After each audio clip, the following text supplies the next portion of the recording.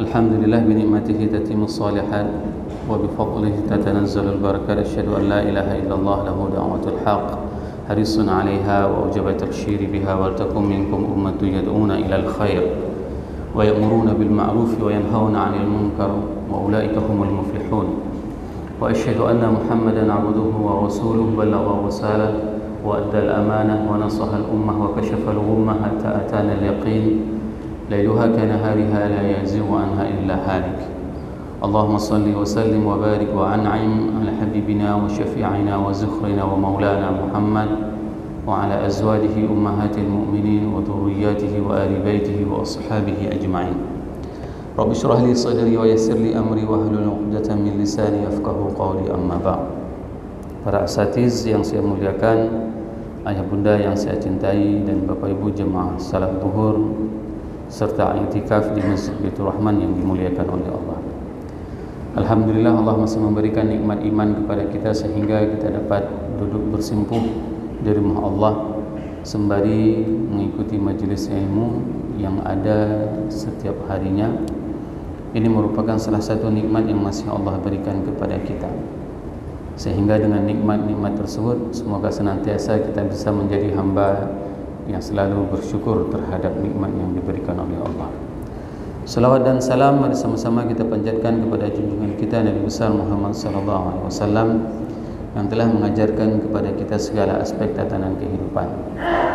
Kita tidak bisa membayangkan bagaimana kehidupan kita kalau seandainya Rasul itu tidak pernah ada. Kita tidak tahu bagaimana indahnya menempelkan dahi kita di tempat sajadah, lalu kita menceritakan semua permasalahan yang kita alami sehingga apa yang kita bisikkan di atas muka bumi ini didengar oleh penduduk langit. Ini merupakan salah satu nikmat yang sangat luar biasa. Terkadang kita menyampaikan keluh kesah kita kepada manusia, kepada orang yang kita berharap yang mempunyai jabatan pangkat, namun keluh kisah kita itu tidak akan pernah menjadi solusi bagi kita. Berbisiklah pada saat engkau menempelkan dahimu di bumi, maka semua penduduk langit akan mendengarkan keluh kesah.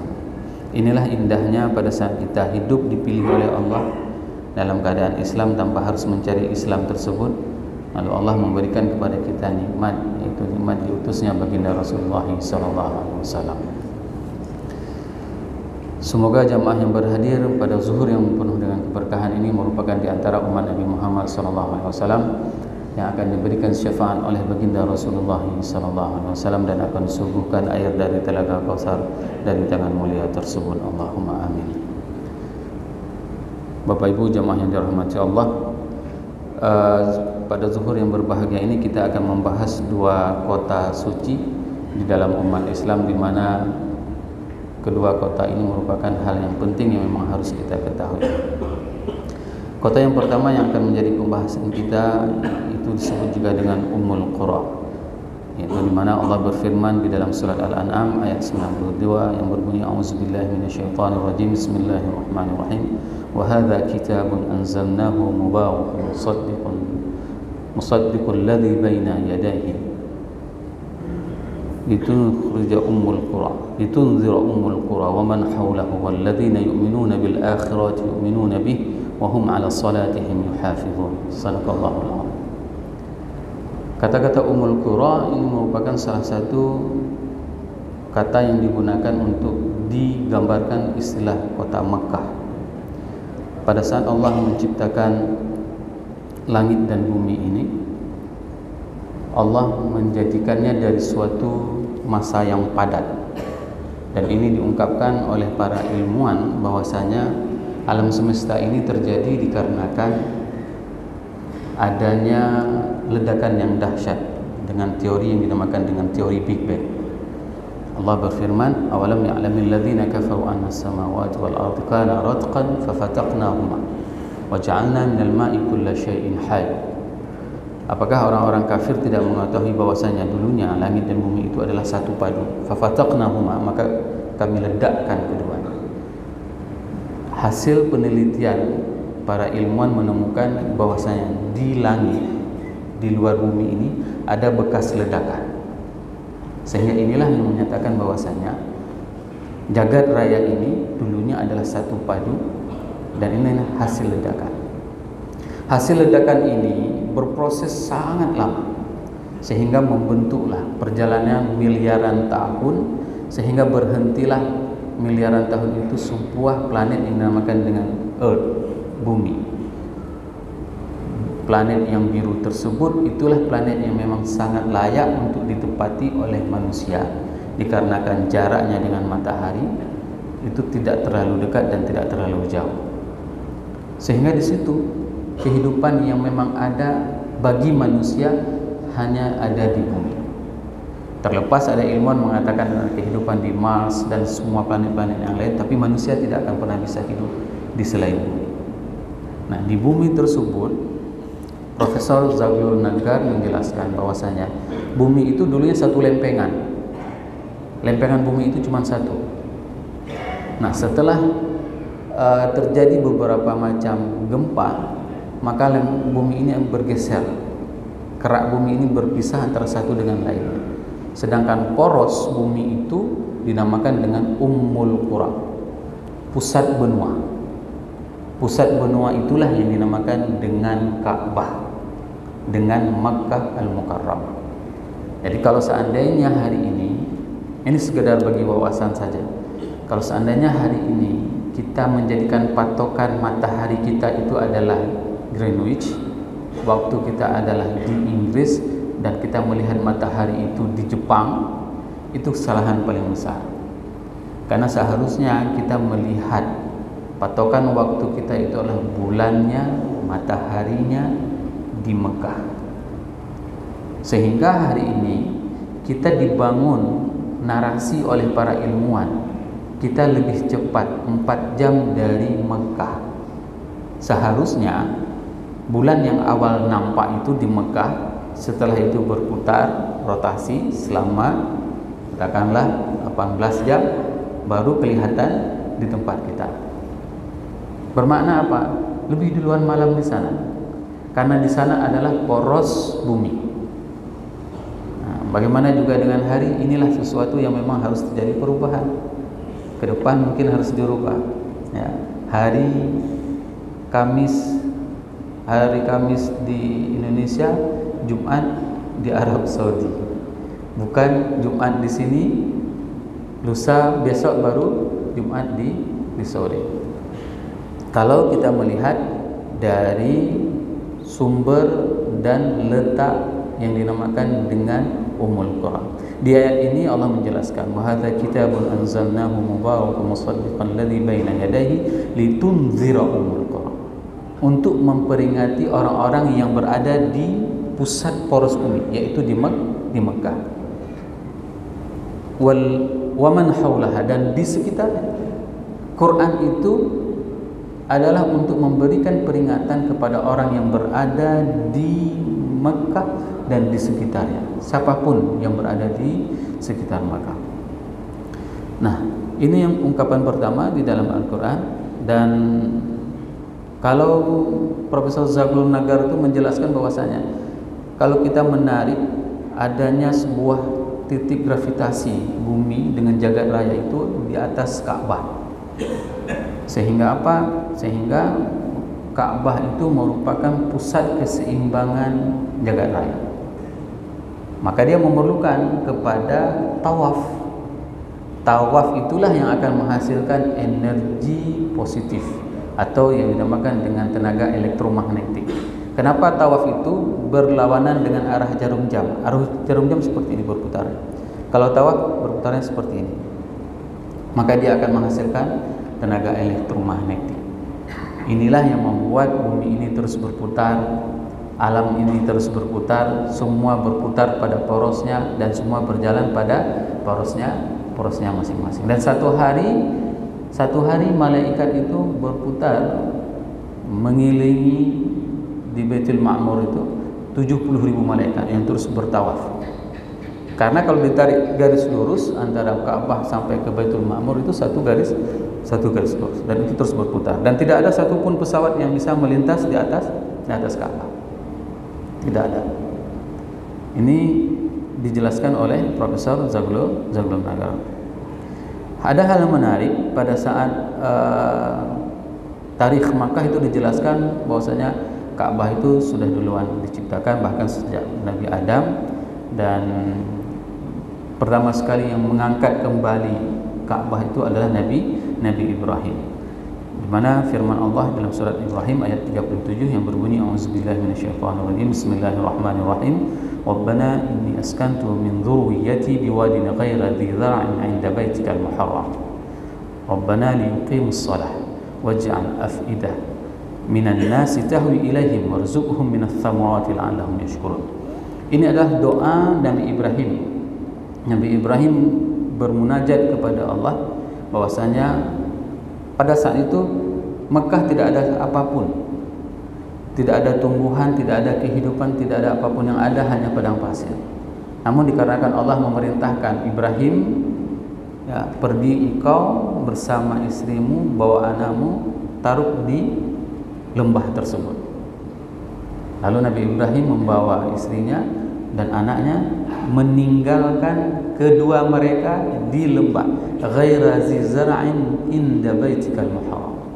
Coba bayangkan kalau sekarang ada perintah dari atasan untuk balik kantor, itu langsung meninggalkan majelis ini. Kenapa? Karena yang perintah atasan. Ini diperintahkan oleh Allah, sesuatu yang memang tidak sampai ke dalam akal manusia. Tapi Nabi Ibrahim mengiyakan apapun yang diperintahkan oleh Allah. Maka pada saat itu Nabi Ibrahim mengadu, bermunajat kepada Allah, aku titipkan anakku di tempat keluargaku, di tempat yang tidak ada kehidupan sama sekali. Untuk apa? Liyuqimus shalah, untuk mereka mendirikan salat. Hari ini kita bisa salat, itu bisa jadi dikarenakan doa Nabi Ibrahim. Maka kita jangan pernah berhenti untuk berdoa agar apa? Agar zuriat kita juga zuriat yang melakukan salat. Jangan hanya kita doakan kesolehannya, anak kita doakan agar mereka juga mendirikan salat. Bahkan para tokoh-tokoh parenting mereka menganjurkan baca doa ini agar anak mau salat. Dan ini pernah dibuktikan oleh salah seorang ibu pada saat anaknya tidak mau salat. Bangun ibunya tengah malam tahajud, dipegang kepala anaknya sudah SMA, dipegang, dibaca doa ini. Baca doa ini, setelah dipegang itu, dan dia minta doa kepada Allah, ya Allah, engkau berikan aku keturunan seperti ini, jangan sampai nanti di hari akhirat aku berat hisabku dikarenakan dia. Itu berdoa seorang ibu. Dan alhamdulillah setelah beberapa kali ibunya tahajud berdoa memegang kepala anaknya, alhamdulillah anaknya berubah. Biasanya kalau sudah berubah tersebut, kitanya sudah berubah lagi, enggak lagi tahajud. Sebab apa? Sebab anak kita sudah baik. Ini yang paling bahaya. Begitu sudah dapat maksud, maka kita lupa dengan apa pemberian oleh Allah kepada kita. Bapak Ibu jamaah yang dirahmati Allah, Allah bersumpah dengan negeri ini. Ini yang dahsyat.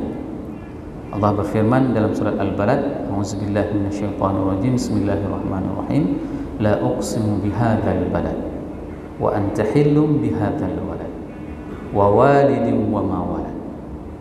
Ini merupakan sumpah Allah. Allah tidak akan pernah bersumpah kecuali sesuatu yang disumpah itu adalah dahsyat. Seperti Allah bersumpah tentang bintang, fala uqsimu bimawaqi'in nujum.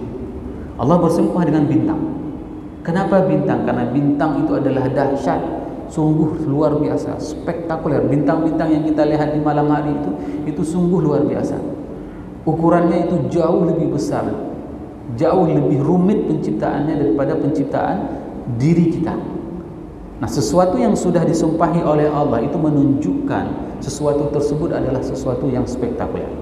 Allah bersumpah demi negeri ini, yaitu negeri Makkah Al-Mukarramah.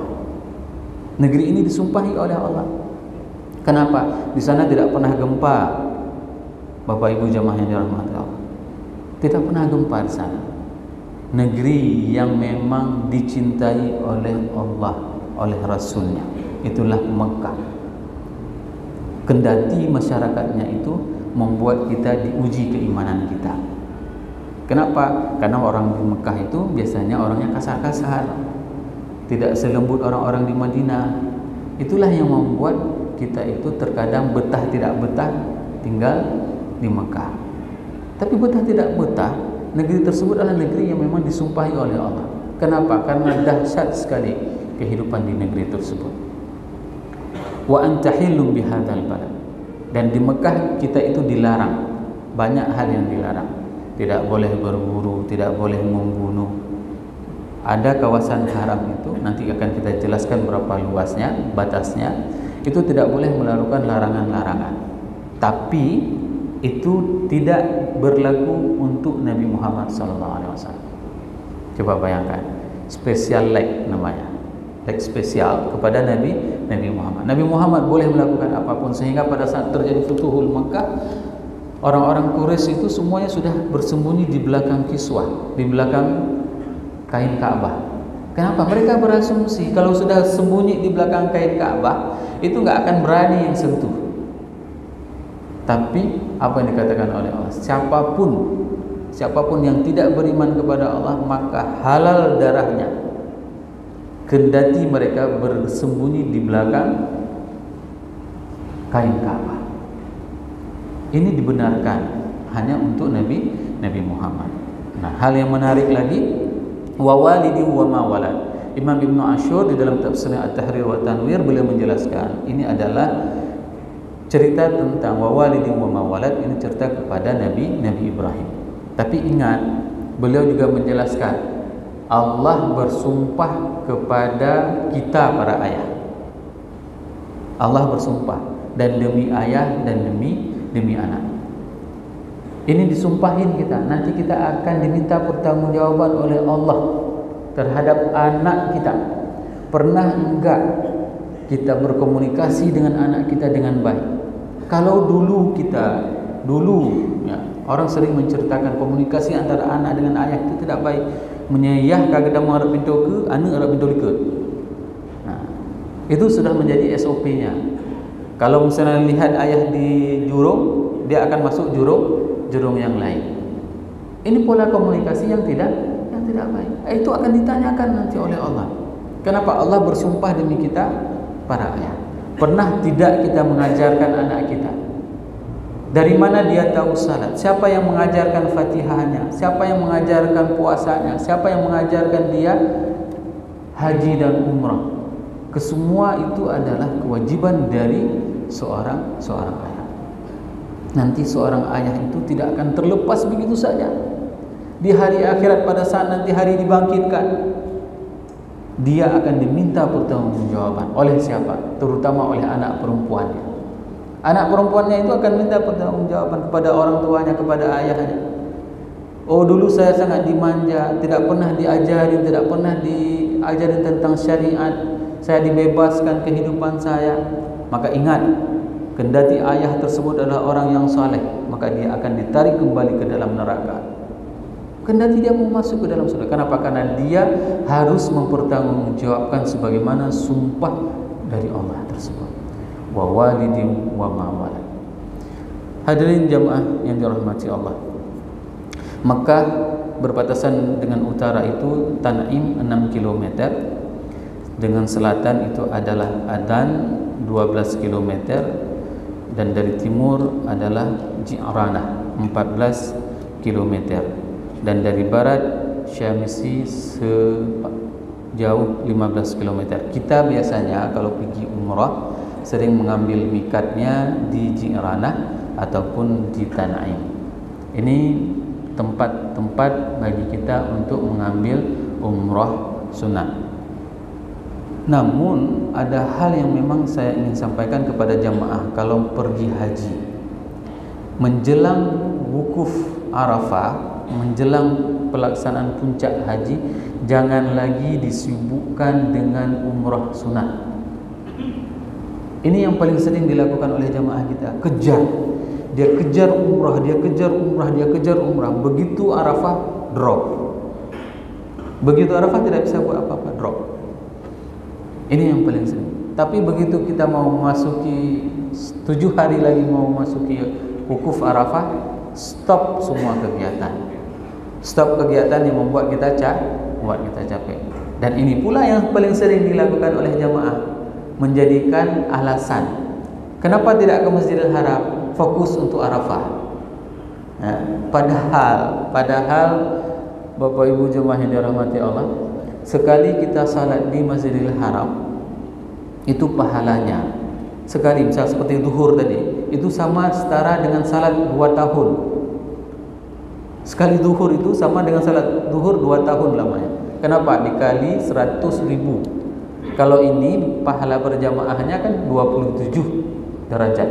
Tapi kalau di Masjidil Haram itu pahalanya 100.000 kali. Berarti berapa? 2 tahun. Sekali salat zuhur 2 tahun. Nah, coba bayangkan, dia tidak mau pergi ke Masjidil Haram. Kenapa?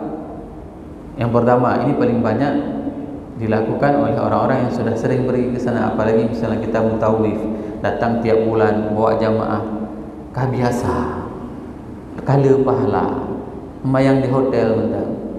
Dan mereka berpendapat dengan pendapatnya Imam Nawawi.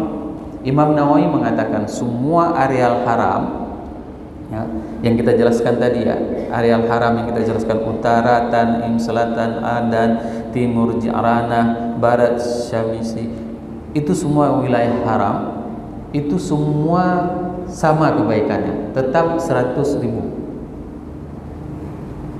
menurut Imam Nawawi. Tapi kan lucu, kita udah bayar mahal-mahal, tidak mau pergi ke haram. Kita lebih mending salat di hotel atau salat di pinggir jalan di aspal. Apa salahnya? Kita mengejar keberkahan berada di tanah haram tersebut.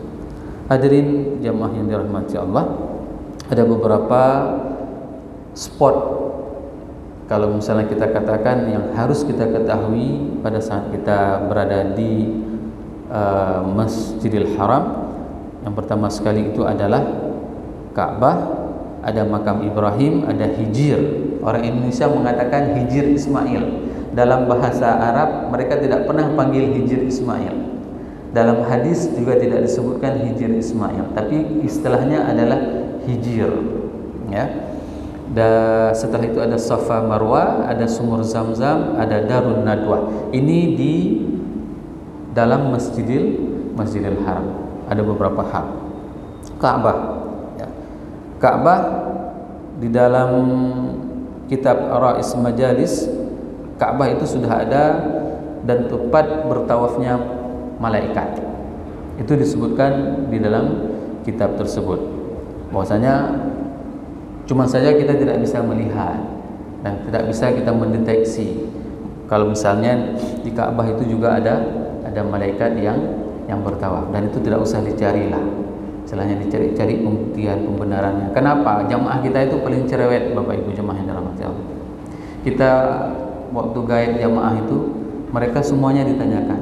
Begitu kita bawa dari misalnya lagi tawaf itu, tawafnya bukan di lantai dasar, di lantai 2. Ya, karena orang-orang tua itu bisa kita dorong orang-orang yang nggak mampu. Dia tanya, dia dengar suara cip cip cip cip cip cip cip cip cip seperti itu. Ustaz, itu suara apa?